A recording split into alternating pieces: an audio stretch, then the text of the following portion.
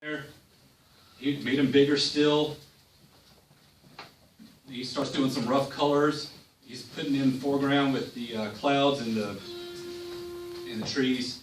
Look at this second. The character on the right takes shape. He's shaping it up. That's the first face he came up with. This background is going to change. You're going to see more trees for a sense of scale with the castle, and the face will change on the second character. And by the way, I'm going backwards. Look right here. Watch this change. That feather, that's an important story detail. The background's changed with the trees. That's a new face on the second character. This is all stuff based on my feedback. We ended up, that's the final look of that character. The feather is much bigger. It's a big part of the story.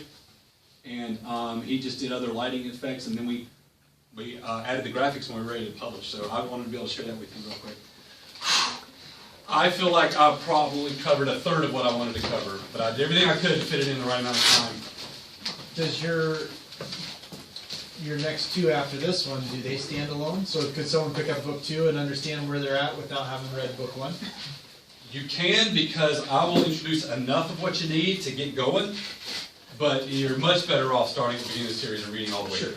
And the third book is awesome. I'm just going to say, I'm super excited about the third book, but you got to read the first 2 before you read the third book. But I really feel like I accomplished everything I set out to do. And I do think it has an awesome Christian message to it. And I'll tell you this, it's not a kid's book. Okay, people see fantasy and they think little kid's book.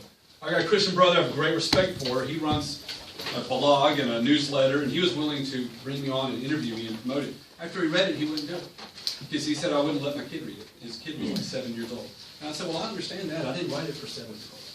You know, I respected him, and he's still a friend of mine. But I didn't write this for kids. Okay, I would say Lord of the Rings is probably not a kid's story.